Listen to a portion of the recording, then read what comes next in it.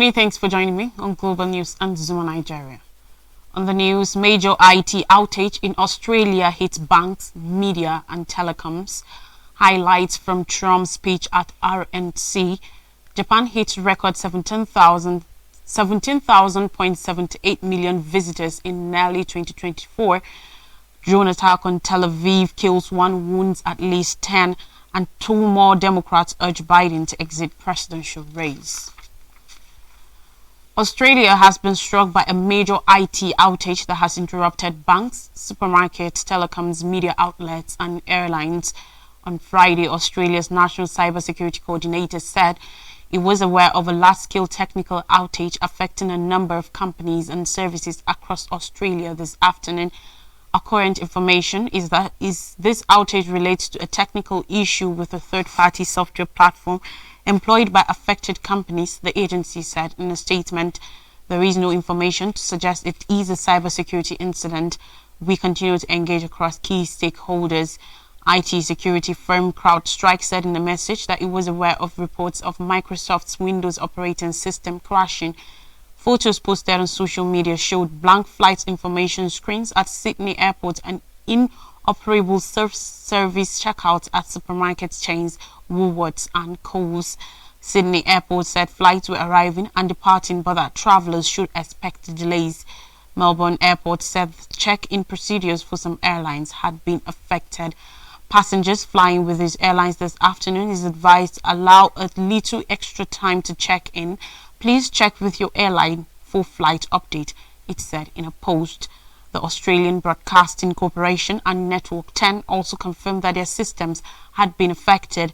Police in the state of New South Wales said they were aware of the outage and anyone facing an emergency should call the emergency number 000. On the U.S. 2024 election, ex-U.S. President Donald Trump, 6 days after surviving an assassination attempt, took the stage at the Republican National Convention (RNC) to accept the party nomination for the presidency. He went on to speak for over 90 minutes, the longest acceptance speech in modern history.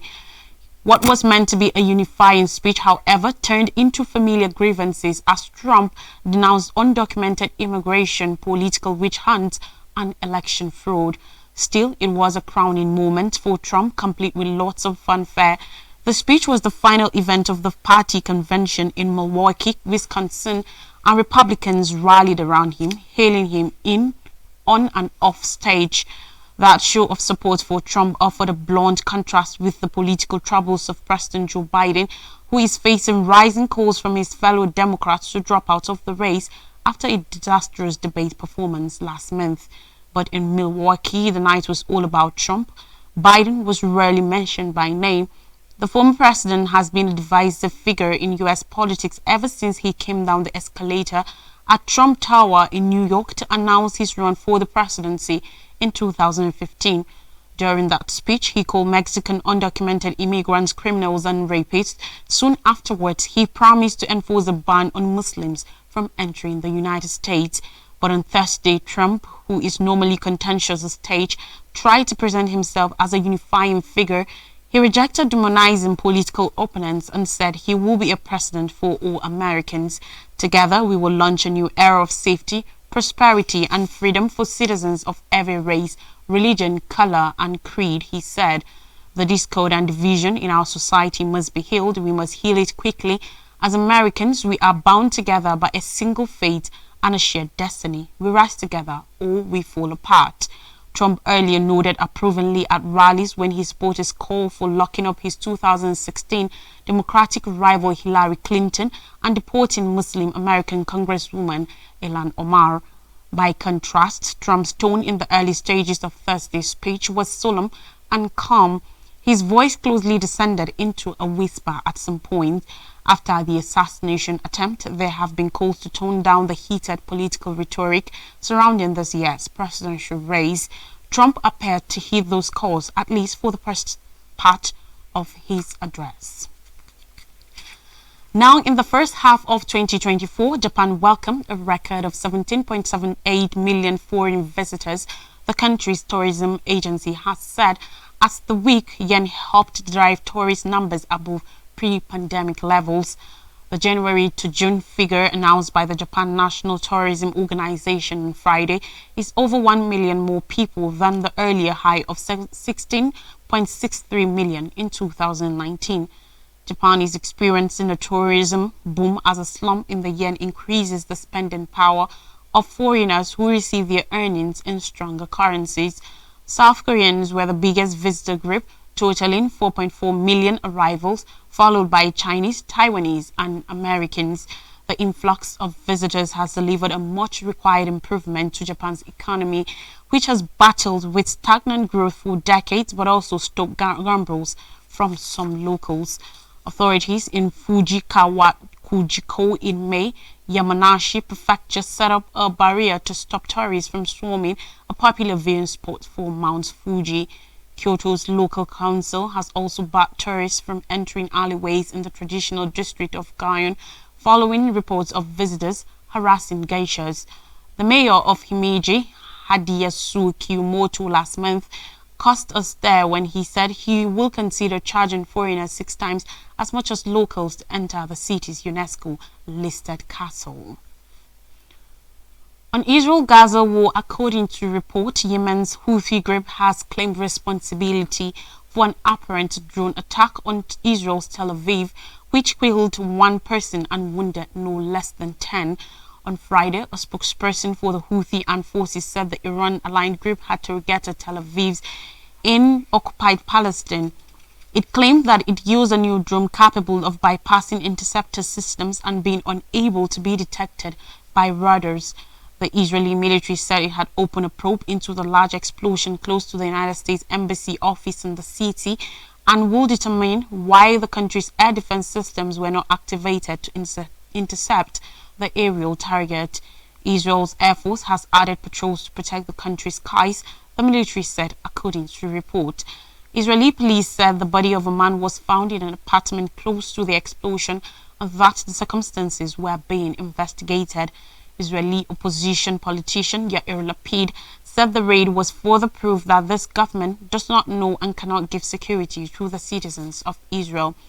The leader of the centrist Yesh Atid said those who lose deterrence in the north and south also lose it in the heart of Tel Aviv.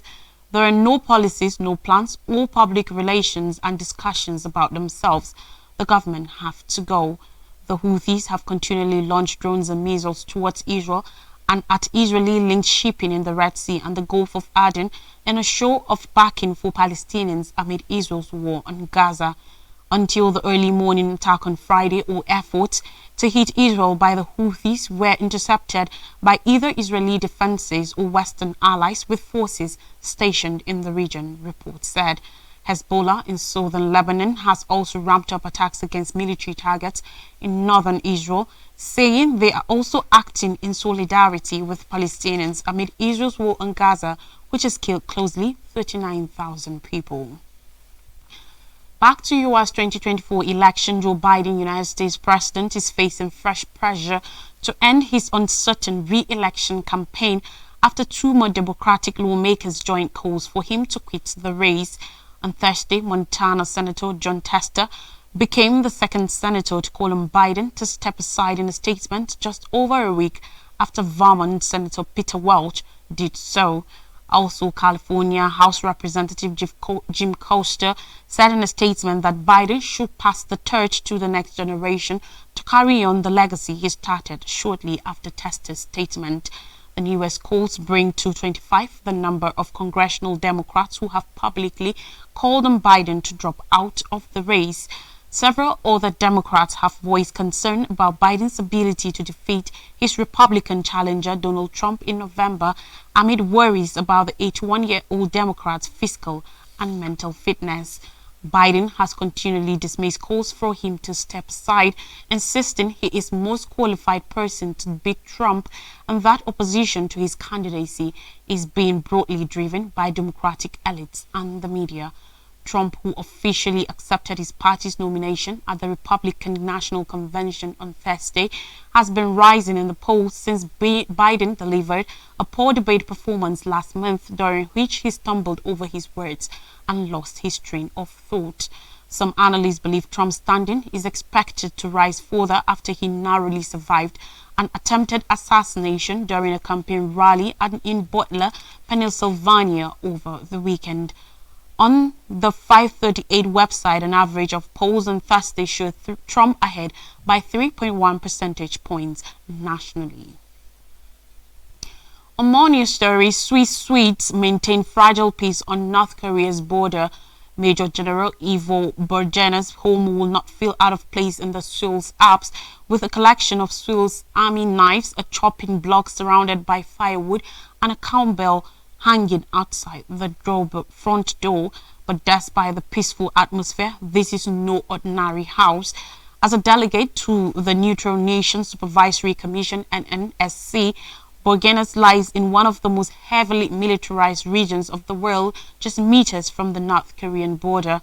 Created at the end of the Korean War in 1953, the NNSC was saddled with monitoring adherence to the truce agreement signed by China, North Korea, and the United States to bring a stop to the fighting until a permanent peace treaty could be signed. But that treaty never came. To this day, South and North Korea remain technically at war and living deep inside the demilitarized zone DMZ that splits the Korean peninsula. NNSC delegates continue to monitor the uneasy truce that has lasted to this day. Over 70 years on, they find themselves facing a fresh set of challenges, with evolving technology and modern weapons posing new threats and ties across the increasingly militarized border. At a low, delegates describe their work as more significant than ever. Just outside the DMZ, NNSC Secretary Major Luca Melli, also a Swiss man, removes his beret as he enters a hut in Camp Greaves, formerly a U.S. military base. The complex now hosts an exhibition outlining the Commission's history. The NNSC was originally composed of delegates from 4 nations. Switzerland and Sweden were selected to monitor truce adherence by United Nations Command, a multi-state military organization established to support South Korea during the war. North Korea and the Chinese People's Volunteers, who had supported Pyongyang, chose Poland and Czechoslovakia. But following the breakup of Czechoslovakia, with Poland shifting closer to the west, things changed. By 1995, neither Polish, Czech nor Slovakian delegates were welcome in North Korea. Although Poland sent a delegation to South Korea twice a year, only Switzerland and Sweden have maintained an unseasoned presence in the DMZ.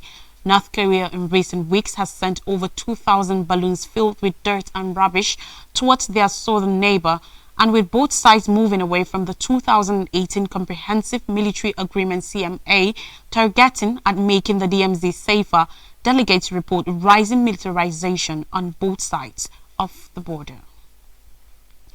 Now in African scene, U.S. pledges $203 million to help avert Sudan crisis. Linda Thomas-Greenfield, United Nations ambassador, said the U.S. is promising $203 million in the hopes of averting the turmoil in Sudan to spill over into the region. According to the United Nations, close to 9 million people have fled their homes and over 1 million have left the country. Thousands have been killed in a war overshadowed by the ones in Gaza and Ukraine. Thomas Greenfield said, according to a report in New York on Thursday, that we hope this new round of aid serves as a call to action for others to follow. Partners will use this funding to build new shelter for refugees and provide cash assistance so that they can pay rent, and it will help children whose lives have been upended by conflict return to school, among other things. Adding that 750,000 people, women and children, the very old and very young, facing famine, starvation, IPC 5-level conditions. People are eating dirt to survive, relying on tree leaves for nutrition. The war in Sudan started a little over a year ago, causing tens of thousands to flee into neighboring Chad in search of safety.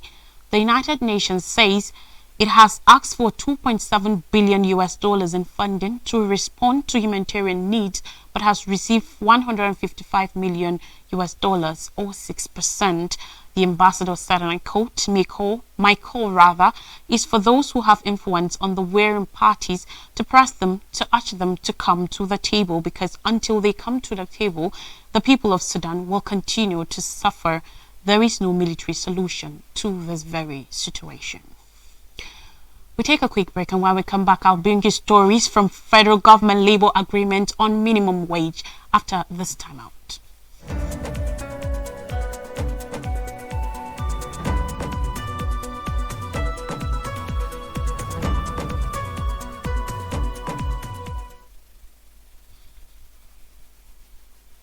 You're welcome back. Now, stories from Nigeria. In a rising ton of event, federal government labor agreed on 70,000 naira minimum wage. Yesterday, the federal government and organized labor agreed on 70,000 naira as the new minimum wage. The agreement was reached after the meeting between President Bola Ahmed Tinubu and the leadership of organized labor, as well as some members of the government team, on the tripartite committee on the latest national minimum wage. Remember that the tripartite committee had submitted two figures in its report to the president as a result of disagreement among the government, the private sector and organized labor. While the government and the private sector offered 62,000 naira, organized labor demanded 250,000 naira. The Minister of Information and National Orientation, Mohammed Idris, while speaking after the meeting with the president yesterday, said President Tinubu agreed to pay 70,000 naira from the initial offer of 62,000 naira. In Kiruka Onyejocha, the Minister of State for Labor and Employment, also speaking, said President Tinubu had always shown he will not disappoint the country, which he has exhibited. She recalled that last week Labour met with the president and they asked that President Tinubu give them 1 week to consult more. She said other things were deliberated, adding that the president reassured Nigerians that he was not going to rest as he was working diligently to make sure the economy recovered. The Labour Minister appealed to Labour to take into consideration all the efforts of the government in trying to turn things around. And finally, on the news, reps take 50% salary cuts for 6 months due to the economic hardship presently experienced by millions of Nigerians. The House of Representatives has resolved to take a 6-month salary cut as a sacrifice.